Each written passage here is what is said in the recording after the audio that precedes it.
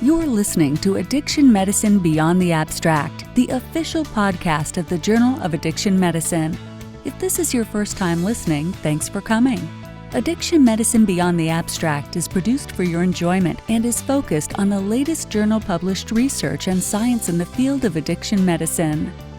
Remember to add us to your favorites in iTunes. You can also follow us on Twitter at ASAMorg and Facebook. Now, let's go beyond the abstract. Welcome to Addiction Medicine Beyond the Abstract. I'm your host, Dr. Sean McNeil, digital content editor for the Journal of Addiction Medicine. Today we're joined by Caleb Banta-Green. He's the principal research scientist at the Alcohol and Drug Abuse Institute at the University of Washington. So welcome to the podcast, Dr. Banta-Green. I'd like to start off by asking you about your background and particularly about how you came to be involved in the field of addictions. Sure. So, currently I'm a health services researcher and an epidemiologist, but I think sort of my origins matter for this type of work, and that is my original social work training was doing medical social work and doing addiction-related work with people with opioid use disorder. And then I also got interested in public health research and evaluation, did epidemiology for a while, and then moved into becoming a health services researcher. And what's really important to me is combining all those aspects of my work. And by that I mean not forgetting to ask people whom we want to be providing care for what's going on and what services would they like and how would they like to get them.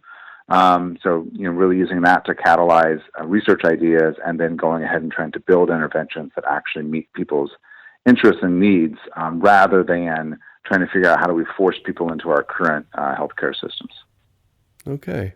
And speaking of who needs the interventions, it sounds like the current study takes a look at how to target this population. So would you say a word about how you decided to seek out these individuals and why did you choose syringe exchange programs? Sure. So I'll answer that in a couple of different ways. Having done my original training in a methadone maintenance clinic, methadone's been around since 1971. It's a really great modality of care. It works very well, but it's actually only serving a small proportion of the population, a minority of the population with opioid use disorder who would benefit from medications. And even with buprenorphine coming out in 2002 for opioid use disorder and primarily getting used in primary care, that is still also only serving a minority of the population of people with opioid use disorder. So we do a lot of work with people at syringe exchanges, and when you ask people there, we sort of have this anecdotal finding of, well, of course, most people don't want to be using, but let's actually document that. And the idea also comes out of this frustration, I think, that we often say people don't want treatment. And they may not want treatment with a capital T or our healthcare with all of its hassles and bells and whistles, but they don't want to be using and they do want our services. And so the intent of this work was to reach out to where people are at 18 syringe exchanges across Washington state, over 1,000 folks, and ask them, what they want and would they like to decrease their use, and then to start looking at with future research as well, what services would they like. So that was the basic premise: is we know the majority of people who would benefit from opioid use disorder medications aren't getting them. And we know that there are a lot of folks who don't want to be using, and we think syringe exchange might be a good place to access those folks, so we chose to just go about trying to document that. All right. Were there any other locations that you considered when designing the study? No, I think we really wanted to start there. I should say Washington State has a very long history, in fact has the oldest syringe exchange in the United States dating back to 1988.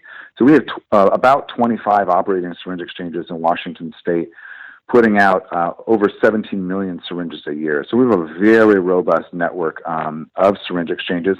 And then also importantly, Washington State and the West Coast compared to other parts of the United States, most of our heroin still comes from Mexico and is black tar and is largely injected. So most opioid users on the West Coast are utilizing syringes, and most of them are using syringe exchange. So at least in our locale, it really was a logical place to start. We are interested in the future about going to other places where people are getting other social and health and homeless services, but we really felt, given the really robust network of syringe exchanges, that was a great place to sample and reach out to folks. And it's also, we know this programs, they would like to be providing services as well, and so we wanted to help them identify the level of need. Okay, great. The next question I had is I wondered about the design of the actual survey that you administered to the subjects. I was wondering how you designed the survey, and also, did you draw inspiration from any of your previous work? Sure. So in Seattle, King County, there's been a syringe exchange survey going on for more than a decade, and I've actually worked with many students to analyze those data. And what happened is that we had a statewide conference in early 2015. We actually had the director of the Office of National Drug Control Policy, Michael Botticelli, out. And at that meeting, we had over 400 people from around the state, and they said, we need our local data. And they heard about the King County survey, and they said, we need those data for our community. So that was really what catalyzed it, was all of these providers from law enforcement, public health, and treatment saying, we really need our local data. And so we were drawing on that express need from all these providers around the state, and this historical survey that we've been doing at the Seattle King County Public Health Syringe Exchange for many years. We asked the question, would you like to stop or reduce your opioid use?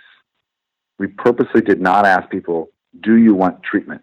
Because that's a totally different question. And that's something that we kind of pilot tested a little bit, but that really resonated with folks. We wanted to ask the concrete behavioral thing that they wanted to change, not what we think of as the right intervention being treatment. And so that's why we phrase that question that way. Yeah. And you mentioned specifically the negative connotation with the word treatment in your paper. Do you feel that the results would have been any different, maybe skewed, if you had used that type of language? Yeah. So, in my history, having also been a treatment provider and having worked with a lot of folks over the years, the general answer, if you ask a person with active opiate use disorder to would you like treatment, the answer usually is it depends. And it depends by what you mean by that, and it depends how hard it is to get, and it depends how long it's going to take, and it depends how many hoops you're going to make me jump through, and it depends whether you're going to kick me out if I relapse, right? And so we didn't want to get into all that. We just want to know, do you want to stop or reduce your use? And I think we're very heartened to find that the vast majority of people said yes, which is not a surprise to any clinician, but is a surprise. I actually presented those data soon after we did that survey to our state legislature. And those legislators looked at me kind of with surprise when I said the majority of people with opioid use disorder want to stop or reduce their use. Because I think there's a public perception that, well, if people wanted to stop, they'd stop.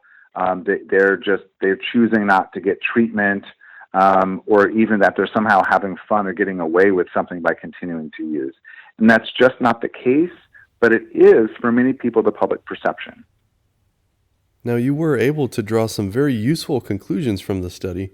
Particularly, you focused on the fact that being female was a positive factor associated with increased interest in treatment, and methamphetamine use was a strong negative factor. And I was hoping that you could elaborate a bit on why you think we see these trends. Well, I think it's hard to know on the why females might say they have a higher interest in stopping or reducing their use. I might simplify and say that I think they're much more likely to be getting victimized or traumatized in the context of their use. They often are using either in a relationship where they may not have a lot of power, or where they're actually engaged in sex work, and it's actually can be an escapist and survival mechanism to be using. So they don't want to be using, and that use is also associated with other traumatizing and negative things going on. So we weren't able to document all of that in this study, but that was an important thing that we often see with women.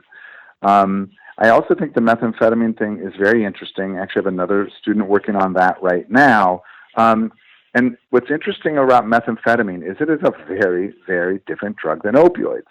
And having worked with folks for a couple of decades with both substances, the issue with opioids is that I think it's fair to say that the main driver for people to use opioids once they have opioid use disorder is to not go into withdrawal.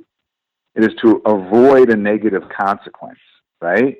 And so that's like, if you could get rid of that, that's a good thing. They're not getting a lot of reward out of their opioid use anymore because the tolerance is so high. It's hard for them to get a high or a euphoric effect. So they're really just using to avoid something negative. Methamphetamine is different.